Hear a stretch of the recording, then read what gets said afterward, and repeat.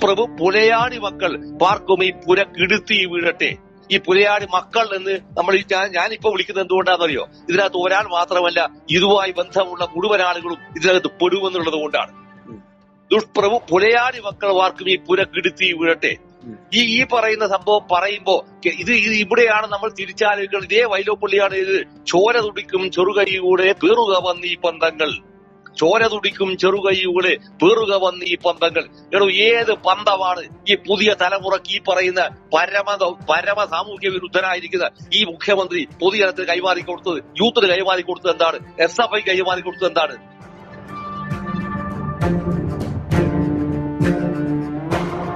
മുഴുവൻ മനുഷ്യരുടെയും അയാൾ പ്രതിനിധാനം ചെയ്യുന്ന പാർട്ടിയുടെയും ഉറക്കം കെടുത്താൻ ബോധപൂർവം തീരുമാനിച്ചിരിക്കുന്ന ഒരാളാണ് അയാൾ. കാരണം അയാൾക്കും അയാളുടെ കുടുംബത്തിനും മാത്രമേ സർവൈവ് ചെയ്യേണ്ടതുള്ളൂ. ഇവിടെ ഇപ്പൊ നിങ്ങൾ പറയുന്ന ഈ പറയുന്ന പിന്നെ ഷാജൻ സ്കറിയ, മറുഭാഗത്ത് വരുന്ന നന്ദകുമാർ, ഇതുപോലെ അതുപോലെ അങ്ങേപ്പുറത്ത് വരുന്ന KM ഷാജഹാൻ, ഇങ്ങനെ വരുന്ന ചില ചില അവർ മാത്രമാണ് ഇയാളുടെ ഉറക്കം കെടുത്താൻ ശ്രമിക്കുന്നുവെന്ന് ഇയാൾ ധരിക്കുന്നത്. ശരിക്കും സത്യത്തിൽ കേരളത്തിനകത്തെ പൊതുസമൂഹത്തിലെ മൊത്തം ആളുകൾ എന്ന് പറഞ്ഞാൽ ഇയാൾ ഉറങ്ങരുത്, ഇയാളുടെ കുടുംബം ഇനി ഉറങ്ങരുത് എന്ന് വിചാരിക്കുന്നവരാണ്. കാരണം അവരുടെ ഉറക്കമാണ് ഇയാൾ കെടുത്തിക്കൊണ്ടിരിക്കുന്നത്. ഇതിൽ ഏറ്റവും ഭീകരവും ഭയാനകവുമായിരിക്കുന്ന ഒരു സംഭവം ശരിക്ക് ഒരു 90 വയസ്സ് പ്രായമുള്ള അച്ഛൻ അമ്മ അവരുടെ കൂടെ ഭക്ഷണം കഴിക്കുന്നതിനിടയിൽ വന്നിട്ട് ഒരു പോലീസ് ഉദ്യോഗസ്ഥൻ വന്നിട്ട്, സൈബർ പോലീസിന്റെ ഉദ്യോഗസ്ഥൻ വന്നിട്ട് കസ്റ്റഡി എടുത്തിട്ട് കൊണ്ടുപോവുകയാണ്. ഞാൻ ഇപ്പൊ സംസാരിക്കുന്നത് എഴുതാന്ന് പറഞ്ഞാൽ എന്റെ ഈ പാണ്ഡ്യാല ഗോപാൽ എന്ന് പറഞ്ഞ എന്റെ ഈ തറവാട് എന്നൊരു വാക്ക് തന്നെ തെറ്റാണ്. എന്റെ ഈ ഒരു പഴയ വീട്ടിൽ നിന്നാണ് ഞാൻ സംസാരിക്കുന്നത്. എന്റെ ഈ വീട്ടിനകത്ത് പോലീസ് കയറിയതുപോലെ ഈ പറയുന്ന എന്താ പറയാ മലബാർ മേഖലയിൽ ഒരു വീട്ടിനകത്ത് പോലീസ് കയറിയിട്ടുണ്ടാവില്ല. അതെന്തുകൊണ്ടാണെന്ന് പറഞ്ഞാൽ എന്റെ അച്ഛൻ എന്ന് പറയുന്ന ആൾ ഈ പറഞ്ഞ പോലെ കമ്മ്യൂണിസ്റ്റ് പാർട്ടിയുടെ രൂപീകരണം അതിന്റെ ഘട്ടമായി വരുന്ന ഒരാൾ നിലക്ക് വന്നതാണ്. അവസാന ഘട്ടത്തിൽ എന്റെ ദൃഷ്ടിയിൽ ഞാൻ കാണുന്ന പാണ്ഡ്യാലയെ അറസ്റ്റ് ചെയ്ത് കൊണ്ടുപോകുന്ന സാധനം ഞാൻ കാണുന്ന അടിയന്തരാവസ്ഥ കാലത്താണ്. രാത്രിയിൽ വന്ന് വീട് വളയുന്നു, പുലർച്ചെ വന്നിട്ട് അറസ്റ്റ് ചെയ്ത് കൊണ്ടുപോകുന്നു. ഈ അറസ്റ്റ് ചെയ്ത് കൊണ്ടുപോകുന്ന ഘട്ടത്തിൽ പോലും കുപ്പായ വിടാതെ അറസ്റ്റ് ചെയ്ത് കൊണ്ടുപോകുന്ന രീതി ഈ പോലീസ് കാണിച്ചിട്ടില്ല എന്നുള്ളതാണ്. നോക്കൂ നിങ്ങൾ ഈ പറയുന്ന വലിയ ബടായി വിടുന്ന ഈ വിദ്വാനുണ്ടല്ലോ, ഈ കേരളം കണ്ട ഏറ്റവും ഞാൻ ഉപയോഗിക്കുന്ന വാക്കാണ് ഏറ്റവും തെമ്മാടിയായിരിക്കുന്ന മുഖ്യമന്ത്രിയാണ്. ഈ തെമ്മാടി എന്നുള്ള വാക്ക് ഉപയോഗിക്കുന്നത് എന്തുകൊണ്ടാണെന്ന് പറഞ്ഞാല് മറ്റു വാക്കിയാൾക്ക് ഭൂഷണമല്ല എന്നുള്ളതുകൊണ്ടാണ്. മറ്റു വാക്കിയാൾക്ക് ഭൂഷണമല്ല. ജനാധിപത്യ വിരുദ്ധം എന്നുള്ള വാക്കൊന്നും ഇയാൾക്ക് പറ്റില്ല. അതെല്ലാം സംസ്കൃത മനുഷ്യനോട് ഉപയോഗിക്കുന്ന വാക്കാണ്. ഈ പറയുന്ന സംസ്കൃതമായ ഭാഷ, അതായത് സംസ്കരിക്കപ്പെട്ട ഭാഷ ഉപയോഗിക്കാൻ കഴിയാത്ത വിധത്തിലേക്ക് ഒരു പൊതുമനസ്സിനെ ഒരാൾ ക്രമീകരിച്ചു കഴിഞ്ഞാൽ അത്തരം ക്രമീകരണങ്ങളിലൂടെ മാത്രമേ അയാളോട് തിരിച്ചു സംസാരിക്കാൻ കഴിയുന്നതാണ്. ഇത്രയും തെമ്മാടിത്തമുള്ള ഒരാൾക്ക് മാത്രമല്ല, ആർക്കാണ് ഇങ്ങനെ ഒരാളെ അറസ്റ്റ് ചെയ്ത് കൊണ്ടുപോകുന്നത് പറയാൻ കഴിയുക? ഇതെന്തുകൊണ്ടാണ് പറയുന്നത്? ഇതാണ് ചോദ്യം. ഇത് പറയുന്നത് എന്താണെന്ന്, ഇയാളും ഇയാളുടെ മകൾ വീണ വിജയനുമെതിരായി നിരന്തരമായി വസ്തുതാപരമായിരിക്കുന്ന കാര്യങ്ങൾ ടേബിൾ ചെയ്തിട്ടാണ് ഈ ഷാജൻ സ്കറിയ ഓൺലൈനകത്ത് ഈ സാധനം അവതരിപ്പിക്കുന്നത്. ഇത് കൗണ്ടർ ചെയ്യാൻ അയാളുടെ കയ്യിൽ വേറെ ഒരു വസ്തുതകളുമില്ല. ഇതില്ലാതാകുമ്പോ ഏതോ ഒരു എന്താ പറയാ എന്താണെന്ന് വിശദീകരിക്കാൻ കഴിയാതിരിക്കുന്ന ഒരു കുറ്റം ചാർത്തി, അതിനകത്ത് ജാമ്യമില്ലാത്ത വകുപ്പ് ചാർത്തി എന്ത് ചെയ്യാന്ന് പറഞ്ഞാൽ ഇയാൾക്ക് ഉപയോഗിക്കാവുന്ന ടൂളായി മാത്രമുള്ള പോലീസ് ഉദ്യോഗസ്ഥന്മാർ, ഈ ഉപയോഗിച്ചിരിക്കുന്ന പോലീസ് ഉദ്യോഗസ്ഥന്മാർ കൃത്യമായി ഓർമ്മിക്കേണ്ട ഒരു സാധനമുണ്ട്. 2026 ഇലക്ഷനാണ്. ഈ ഇലക്ഷനിൽ ഇന്ന് കാണുന്നു എന്ന് പറയുന്ന നാടകത്തിന്റെ ഭാഗമായി ഇവർക്ക് വീണ്ടും തുടർച്ചയുണ്ടാകുമെന്ന് ധരിച്ചു പോയിരിക്കുന്ന വിഡ്ഢികളായിരിക്കുന്ന പോലീസ് ഉദ്യോഗസ്ഥന്മാരായിരിക്കും ഇവരെല്ലാം. സ്വാഭാവികമായും ഇവരെല്ലാം ഇവരുടെ സർവീസ് കാലയളവിനകത്ത് ഇത്ര കൃത്യവും ഭംഗിയായി പൂർത്തീകരിക്കാമെന്ന് ആഗ്രഹിക്കുന്ന ഒരു ആഗ്രഹചിന്തയുണ്ടെങ്കിൽ ആ ആഗ്രഹചിന്തയ്ക്ക് വിരുദ്ധമായി വരാവുന്ന ഒരു ജനാധിപത്യ രീതി കേരളത്തിനകത്ത് 2026 തിരഞ്ഞെടുപ്പിൽ വന്നു കഴിഞ്ഞാൽ എന്തായിരിക്കും ഇവരുടെ ഒരു ചിത്രം എന്നുള്ളതാണ് നമ്മൾ അന്നേരം ആലോചിക്കേണ്ടത്. ഇനി നമ്മൾ തിരിച്ച് ആലോചിക്കാം. ഇത്തരം ഒരു സംഗതികൾ മുഴുവൻ തന്നെ നിരന്തരമായി ചെയ്തുകൊണ്ടിരിക്കുക. ഈ നിരന്തരമായി ചെയ്തുകൊണ്ടിരിക്കുന്ന ഒരു സന്ദർഭത്തിലാണ് വൈലോപ്പള്ളിയുടെ ഗംഭീരമായ കവിതയുണ്ട്. ആ കവിതക്കകത്ത് വൈലോപ്പള്ളി പറഞ്ഞാൽ ദുഷ്പ്രഭു പുലയാടി മക്കൾ ദുഷ്പ്രഭു പുലയാടി മക്കൾ പാർക്കും ഈ പുര കിടുത്തി വീഴട്ടെ. ഈ പുലയാടി മക്കൾ എന്ന് നമ്മൾ ഞാനിപ്പോ വിളിക്കുന്നത് എന്തുകൊണ്ടാണെന്നറിയോ? ഇതിനകത്ത് ഒരാൾ മാത്രമല്ല, ഇതുമായി ബന്ധമുള്ള മുഴുവൻ ആളുകളും ഇതിനകത്ത് പെടുമെന്നുള്ളത് കൊണ്ടാണ്. ദുഷ്പ്രഭു പുലയാടി മക്കൾ പാർക്കും ഈ പുര കിടുത്തി വീഴട്ടെ.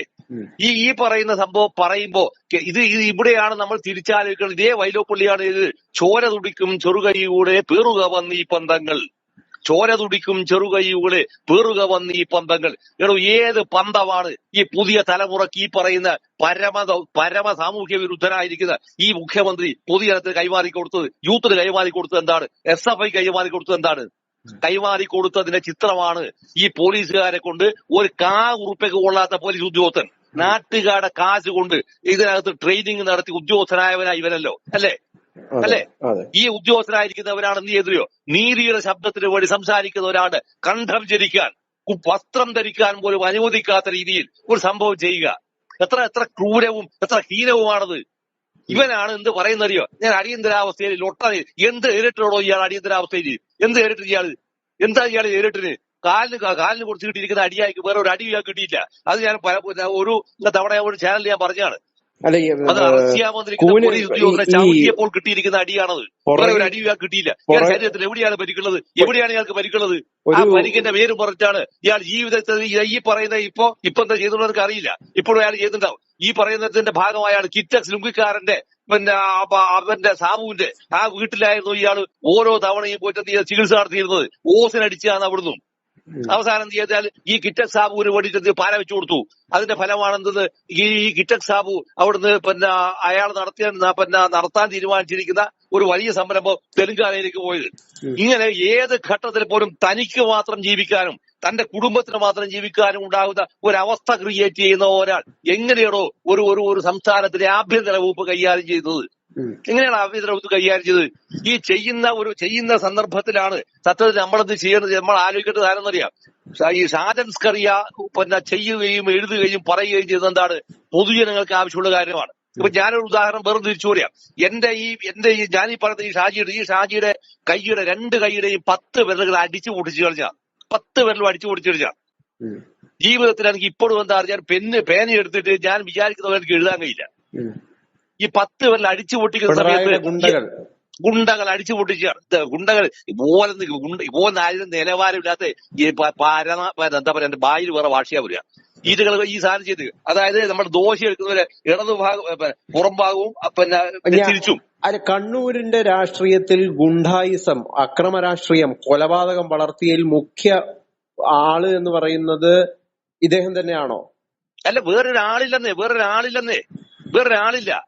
കാരണം എന്താ വെച്ചാൽ അദ്ദേഹം പറഞ്ഞ ജീവിതത്തിൽ ഒരിക്കൽ പോലും സത്യസന്ധമായ ഒരു കാര്യം ജീവിതത്തിൽ ഇന്നേ അഥവാ അയാൾ സത്യസന്ധമായ സാധനം ചെയ്തിട്ടൊക്കെ എന്താ പറയാ, അത് കളവാണ് അയാൾ ചെയ്തത്.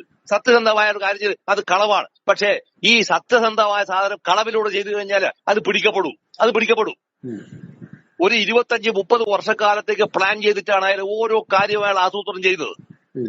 ഈ ആസൂത്രണത്തിന്റെ ഭാഗമായി നടക്കുന്ന സംഗതിയുടെ ഭാഗമായാണ് ഈ കേരളത്തിലെ പോലീസ് സംവിധാനത്തെ ഇയാൾ ഇത്ര ഹീനമായി, ഇത്ര വൃത്തികെട്ട രീതിയിൽ ഇയാൾ മാറ്റി നിർത്തുന്നത്. അതിന്റെ ദുരന്തമാണ് ഈ സാധനം. ഞാൻ പറഞ്ഞു വന്ന വിഷയം എന്താ, ഇവിടെയാണ് ഈ പറഞ്ഞ ഷാജൻസ്കറിയ ഒരു സാധനം എഴുതുമ്പോ ഈ പറഞ്ഞ എന്റെ കൈ അടിച്ചു പൊടിച്ചല്ലോ. ഈ അടിച്ചു പൊടിക്കുന്നത് എന്നോട് പറഞ്ഞ സാധനം എന്താ ഈ അടിച്ചു പൊടിക്കുന്നത്? അത് എഴുതാൻ അറിയാത്തവനാണ്. അടിച്ചവന്റെ ഓരോ ആളെ എനിക്ക് ഇപ്പോഴും അറിയാം. അത് ചിലവൻ ചത്തുപോയി, അത് വേറെ വിഷയം. ഇങ്ങനെ പറഞ്ഞതെന്ന് വെച്ചാൽ ഈ പറയുന്ന ഇങ്ങനെ ഒരു കത്തെഴുതുവന്ന് ഞാൻ പരസ്യമായി പബ്ലിക് മീറ്റിംഗിനകത്ത് പ്രസംഗിക്കുന്ന ഒരാൾക്ക് എന്തിനാണ് ഞാൻ ഇയാൾക്കെതിരെ ഭീഷണി എന്ന് പറഞ്ഞൊരു സാധനം എഴുതേണ്ട സാധനം വരക്കുന്നുണ്ടോ? ഇല്ലല്ലോ. അപ്പൊ ഇല്ലാത്തൊരു സാധനം ഉണ്ടെന്ന് പറഞ്ഞ് നാട്ടുകാരെ ഭയപ്പെടുത്താനും ഇയാൾക്ക് എതിരായി നിൽക്കുന്നു പോകുന്ന ഇയാൾക്ക് തോന്നിയിരിക്കുന്ന ആളുകളെ ചെറുക്കാനുമായി കത്തെടുത്തതിൽ ഏറ്റവും വലിയ ബിരുദനും കൂടിയായിരുന്നു ഈ പറയുന്ന ഈ കേരളത്തിലെ ഇപ്പോഴത്തെ മുഖ്യമന്ത്രി. നിങ്ങൾക്ക് അറിയില്ലെങ്കിൽ ഞാൻ പറയുന്നതാണത്. കത്തെഴുതുക, എന്നിട്ട് ആളെ പറ്റിക്കുക. ഇതേപോലെ തന്നെയാണ് എന്ത് ചെയ്യുന്നറിയോ? ഈ പറയുന്ന ഷാജൻസ്കറിയെ അറസ്റ്റ് ചെയ്യാൻ കണ്ടെത്തിയിരിക്കുന്ന ന്യായമെന്താ? വസ്തുതാപരമായിരിക്കുന്ന ഒരു കേസ് ഇന്നതാണ് നിങ്ങളുടെ പേരിൽ രജിസ്റ്റർ ചെയ്യുന്നത് എന്ന് പറയാൻ പോലും പറ്റിയിട്ടില്ല. എന്നിട്ടും അത് മാത്രമോ, അവിടെ പോയിട്ട് FIR രജിസ്റ്റർ ചെയ്യുന്ന സമയത്ത് അതിന്റെ ക്രൈം നമ്പർ തെറ്റിപ്പോയി. ഇത് ഇങ്ങനെയാണ്, ഇത് ഇന്നതല്ല നമ്പർ എന്ന് ആര് പറയാന്ന് ഷാജൻസ്കറിയ ഈ എഴുതിയിരിക്കുന്ന ആരോട് പറയാണ്. ആരോടോ ഇവരൊക്കെ റൈറ്ററാക്കിയിട്ട് അവിടെ വെച്ചിട്ടുള്ളത്?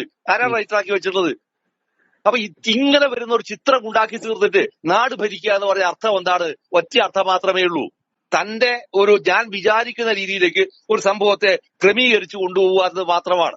അപ്പൊ ഇത്തരം ഒരു ക്രമീകരണം ഉണ്ടാക്കിയാല് പിന്നെ സൊസൈറ്റിക്ക് എന്താണ് ചെയ്യാൻ കഴിയുക എന്നുള്ളൊരു ചോദ്യം. അപ്പൊ അത്തരമൊരു ചോദ്യത്തിന്റെ മേലെ മാത്രമാണ് വാസ്തവത്തിൽ ഈ സാധനം വരുന്നത്. ഇനി ഞാൻ ഇതിനകത്ത് വേറൊരു സാധനം പറയാം. ഇത്തരമൊരു സാധനം വരുന്ന സമയത്ത് ഇയാൾക്കൊരു പുനരാലോചനയുടെ വിഷയം തന്റെ ആ സാധ്യതകൾ ഉണ്ടായിരുന്നുവെങ്കിൽ ആ സാധ്യതകൾ ഇയാൾ കാണിക്കേണ്ടത് എവിടെയായിരുന്നു? TP ചന്ദ്രശേഖരൻ കൊല്ലപ്പെട്ടപ്പോഴായിരുന്നു ചെയ്യേണ്ടിയിരുന്നത്, അല്ലേ? ആ TP ചന്ദ്രശേഖരൻ കൊല്ലപ്പെട്ടപ്പോ പത്രക്കാരിയോട് ചോദിക്കണു, ഈ ഒരു അവസ്ഥയെ നിങ്ങൾ എങ്ങനെയാണ് കാണുന്നത്? അത് ഓരോ ആളുടെ മാനസികാവസ്ഥയുടെ ഭാഗമാണ്. ഇവിടെ ഇത്ര ഇത്ര ക്രിമിനലായ ഒരാൾ ഈ കേരളത്തിനകത്ത് ഇന്നേ വരെ ഈ ഭൂമിയിൽ ജനിച്ചിട്ടുണ്ടോ? ഉണ്ടോ? ഇന്നേ വരെ ഒരാൾ ഈ ഭൂമിയിൽ ജനിച്ചിട്ടുണ്ടോ? ഇത്രയും വൃത്തികെട്ടിരിക്കും, ഇത്രയും ഫ്രാങ്കൻസ്റ്റൈൻ ആയിരിക്കുന്ന, അതായത് ഇയാൾ ഫ്രാങ്കൻസ്റ്റൈൻ ആണ് ശരിക്കും. ഇത്രയും ഫ്രാങ്കൻസ്റ്റൈൻ ആയിരിക്കുന്ന ഒരാള് ഈ കേരളത്തിലെ ആഭ്യന്തര വകുപ്പ് കൈകാര്യം ചെയ്യുക. അങ്ങനെ ആഭ്യന്തര വകുപ്പ് കൈകാര്യം ചെയ്യുമ്പോൾ ആളാണ് എന്ത് ചെയ്തത്? ഈ പറയുന്ന വാർത്തകൾ ഗംഭീരമായിരിക്കുന്ന വിഷയത്തിന്റെ മുകളിലാണല്ലോ, അത്യന്തമായിരിക്കുന്ന വിഷയത്തിന്റെ മുകളിലാണല്ലോ ഇപ്പൊ ഈ ഷാജിദ് സ്കറിയെ ബുദ്ധിമുട്ടിച്ചു എന്ന് പറയുന്ന സംഭവം, അല്ലേ? തിരിച്ച് ഞാൻ ചോദിക്കുന്ന ഒരു ചോദ്യമുണ്ട്. ഈ പറയുന്ന ഭൂമിക്കകത്ത് പിന്നെ വരിക്കാരുടെ എണ്ണം കൂടുന്തോറും വായനക്കാരുടെ എണ്ണം കുറയുന്ന ഏക പ്രതിഭാസം ഏതാണ് എന്ന് പിന്നെ ഗൗതമിന് അറിയാമോ? ഏതാണത്? അതായത് വായനക്കാരുടെ എണ്ണം കൂടുന്തോറും വരിക്കാരുടെ എണ്ണം കൂടുന്തോറും വായനക്കാരുടെ എണ്ണം കുറയുന്ന പ്രതിഭാസം അത് ദേശാഭിമാനിയാ. ഈ ദേശാഭിമാനിക്ക് വരുന്ന സാധനം മുഴുവൻ ഇയാളും കിങ്കരന്മാരുമായിരിക്കുന്ന ആളുകളിരിക്കുന്ന മുഴുവൻ നുണയുമല്ലാതെ എന്ത് സാധനം അതിനകത്തുള്ളത്? എന്ത് സാധനം ഉള്ളത്? ഇവരാണോ ഈ പറയുന്ന മാധ്യമ പ്രവർത്തകർ നാട്ടുകാരോട് പറയുന്നത്? ആണോ? അല്ലെങ്കിൽ അക്ഷരമെടുത്ത് പേനയെടുത്ത് എഴുതാൻ അറിയുന്നവരോട് പറയുന്നത്? ആണോ? അപ്പൊ ഇതാണ് വാസ്തവത്തിൽ. ഇതെന്താന്ന് പറഞ്ഞാൽ ഒരു പിന്നെ തിരിച്ച് നമ്മൾ എടുക്കുക. പിന്നെ പൻസാരെ കൊല്ലപ്പെട്ടു, ഗൗരി ലങ്കേഷ് കൊല്ലപ്പെട്ടു, ഈ ഗൗരി ലങ്കേഷ് കൊല്ലപ്പെടുന്നു, പൻസാരെ കൊല്ലപ്പെടുന്നു, കൽബുർഗി കൊല്ലപ്പെടുന്നു.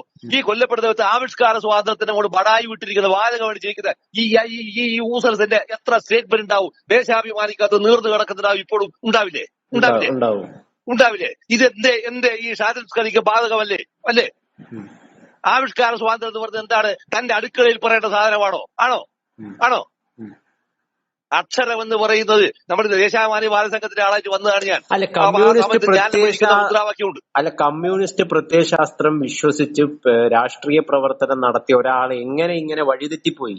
അല്ലെന്ന് നിങ്ങൾ ബേസിക് ആയി മനസ്സിലാക്കേണ്ട വിഷയം എന്നറിയാം. ഇയാളൊന്നും കമ്മ്യൂണിസ്റ്റ് പാർട്ടിയല്ല, ഒരു വസ്തു. ഇതുകൊണ്ടാണ് ഇവന്റെ ഈ പറയുന്ന ഈ ചങ്ങായി പാർട്ടി അങ്ങോട്ട് കീറി ചാടിയ ആളാണ് എന്റെ അച്ഛൻ. അറിയങ്ങള് അരയാക്കന്റെ ചുവട്ടനാണ് ഇയാൾക്ക് പാർട്ടി മെമ്പർഷിപ്പ് പിന്നീട് കൊടുത്ത്.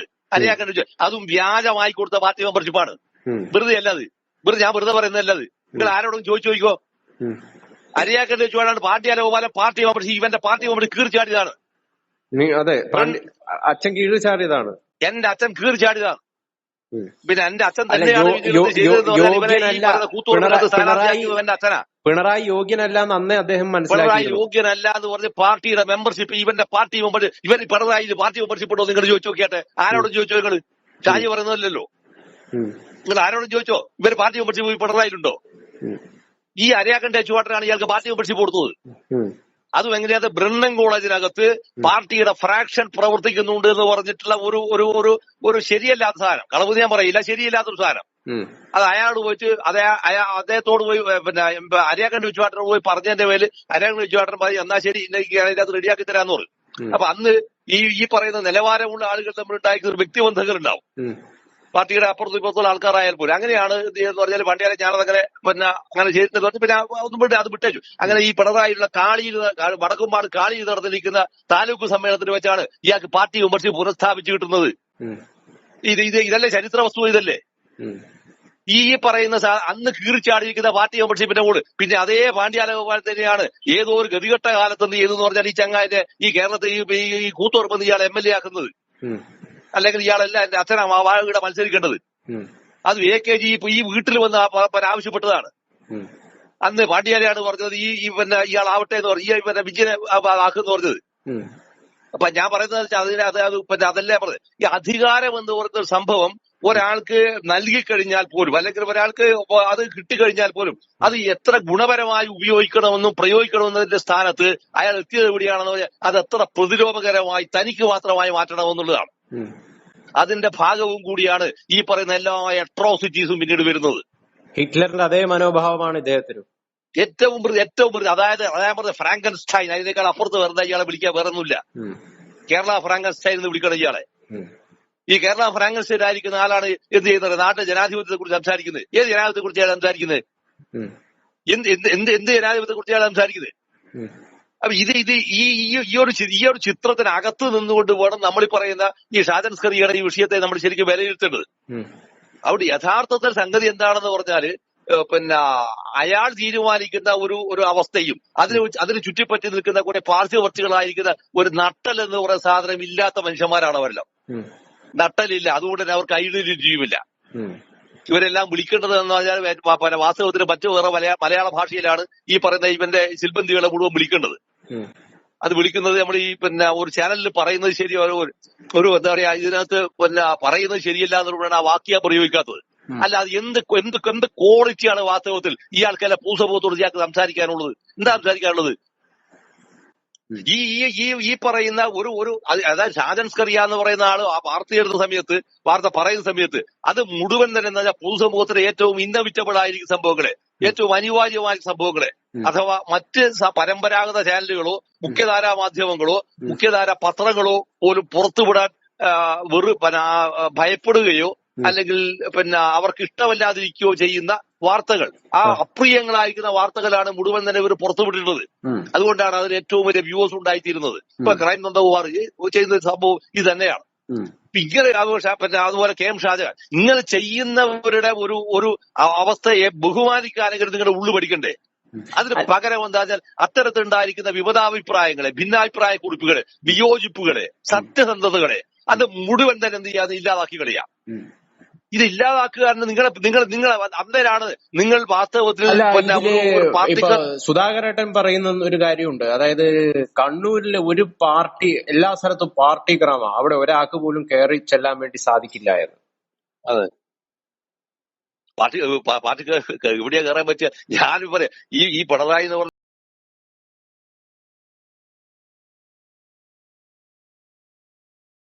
ഇതിന്റെ വലയിൽ എന്റെ കൈയും കാലും മുഴുവൻ അടിച്ചു കുറിച്ചത്. അല്ല, അപ്പം വിമത ശബ്ദത്തെ ഇല്ലാതാക്കുക എന്ന് പറയുന്നത് എങ്ങനെ രൂപപ്പെട്ടു എന്നുള്ളതാണ് പിണറായിയുടെ മനസ്സിനകത്ത്. അതാണ് ഞാൻ പറഞ്ഞത്. ഞാൻ കഴിഞ്ഞ ദിവസം നിങ്ങളോട് സംസാരിക്കുന്നത് ഞാൻ പറയാന്ന്, പിണറായി എന്ന് പറഞ്ഞ ഗ്രാമം ഒരിക്കലും വിമത ശബ്ദമില്ലാതിരുന്ന ഗ്രാമമല്ല, വിമത ശബ്ദം ഉണ്ടായിരുന്ന ഗ്രാമമാണ്. ഇതിനകത്ത് ഏറ്റവും കൂടുതലായിട്ട് കോൺഗ്രസ്സുകാരുണ്ടായിരുന്നു, ഏറ്റവും കൂടുതൽ സോഷ്യലിസ്റ്റുകാരുണ്ടായിരുന്നു, ഏറ്റവും കൂടുതൽ ഇന്ത്യൻ മുസ്ലിം ലീഗിന്റെ ആൾക്കാരുണ്ടായിരുന്നു, ഏറ്റവും കൂടുതൽ മറ്റ് എതിരഭിപ്രായങ്ങൾ ഉണ്ടായിരുന്ന ആൾക്കാരുണ്ടായിരുന്നു. ഇവരെല്ലാം തന്നെ കൂടിച്ചേർന്നിരിക്കുന്ന ഏറ്റവും ഗംഭീരവും ഉജ്ജ്വലവും പ്രൗഢവുമായ ജനാധിപത്യ ബോധമുള്ള ഒരു ഗ്രാമത്തെ ഈ പറയുന്ന പരമ യൂസ്ലെസിന്റെ കൂടെ അയാളുടെ പേര് കൂടെ കൂട്ടിച്ചേർത്തിട്ട് അയാൾ ചെയ്തത് എന്താ പറയാ, അതിനെത്ര മാത്രം ആന്റി ഡെമോക്രാക്കി മാറ്റാമെന്ന് ആലോചിക്കുക. ഈ ആലോചിക്കാവുന്ന ഘട്ടത്തിന്റെ ഒരു സന്ദർഭം വന്നപ്പോഴാണ് ഇവന്റെ പാർട്ടി മോർച്ച പാണ്ഡ്യാരഗോപാലൻ കീർച്ചാടിയത്. അങ്ങനെയല്ല പാർട്ടി, അങ്ങനെയല്ല ഒരു ഗ്രാമം എന്നുള്ളതാണ്. അങ്ങനെയല്ല ഒരു ഗ്രാമം. ഒരു പൂന്തോട്ടത്തിനകത്ത് ഇഷ്ടംപോലെ പൂക്കൾ ഉണ്ടാവൂലേ? ഈ ജനാധിപത്യപരമായിരിക്കുന്ന അഭിപ്രായങ്ങൾ ഇഷ്ടംപോലെ ഉണ്ടാവണമെന്ന് ആഗ്രഹിക്കുന്ന മനുഷ്യരുടെ ഒരു സമൂഹമാണ് വാസ്തവത്തിൽ ഒരു ലോകം എന്ന് പറയുന്നത്. ശരിക്കും അത്തരമൊരു ലോകമല്ല ഞാൻ പറയുന്നത് മാത്രം കേട്ടാൽ ഇതുകൊണ്ടാണല്ല ഈ പറയുന്ന ആൾ പറയുന്ന സാധനങ്ങൾ മുഴുവൻ തന്നെ നിങ്ങൾ കേട്ടുകൊണ്ടിരിക്കണമെന്ന് നിങ്ങൾ നിരന്തരമായി ആവർത്തിക്കുന്നത്. അത് നിങ്ങൾക്ക് പറ്റാതാവുമ്പോ പാർട്ടിയെ കൊണ്ട് പറ്റാതാവുമ്പോ അത് പോലീസിനെ കൊണ്ട് ജയിപ്പിക്കുകയാണ്. ഈ പറയുന്ന ആളാണ് 24 പാർട്ടിയെ നയിച്ചുകൊണ്ടിരിക്കുന്നയാൾക്ക് എന്തുകൊണ്ട് പാർട്ടി സംഘടനാ രൂപം വെച്ചിട്ട് മാത്രമായി ഇത്തരം ഒരു ആധിപത്യം ചെലുത്താൻ കഴിയില്ല? ഷാജേട്ട, ഇതിലിപ്പോ ഷാജനെതിരെ പോലീസിന്റെ ഈ ഒരു വൃത്തികെട്ട ജനാധിപത്യ വിരുദ്ധമായിട്ടുള്ള ഈ ഒരു ഭരണഘടനാ വിരുദ്ധമായിട്ടുള്ള സമീപനത്തെ എതിർക്കാൻ ഒരു നേതാക്കള് പോലും ഇതിന്റെ CPM-ന്റെ അകത്തുനിന്ന് ഇല്ല എന്ന് പറയുന്നത് എന്തൊരു കഷ്ടമാണ്. അല്ല, അതാണ് ഞാൻ പറഞ്ഞത്. ആളുകൾ മുഴുവൻ തന്നെ ഞാൻ പറഞ്ഞത് അതിനകത്ത് നേതാക്കളില്ല. അതിനകത്ത് ഇയാൾ വെച്ചിരിക്കുന്ന ശിവായിമാരാണ്.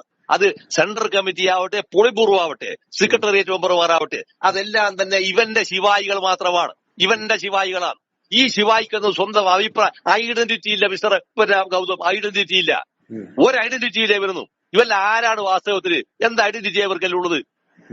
ഒരു ഐഡന്റിറ്റി ഇല്ലാതെ. അതുകൊണ്ടല്ലേ ഇവർ കാറിൽ ആരെയും മൈൻഡ് ചെയ്യാതെ പോകുന്നത്. ഇല്ലെങ്കിൽ നിങ്ങൾ റോഡിലൂടെ നടന്നു പോകില്ലേ? ബസ്സിൽ കയറി യാത്ര ചെയ്യില്ലേ? ഇല്ലേ? നിങ്ങൾ 40 ലക്ഷത്തിന് മുകളിലോട്ട് വരാവുന്ന കാറിലേ നിങ്ങൾ പോവുള്ളൂ. ഇത് പോകുന്നത് എന്തുകൊണ്ടാണ്? ഞങ്ങളിത് മറ്റുള്ളവരിൽ ഞങ്ങൾ ഒരുപാട് ദൂരെയാണ്.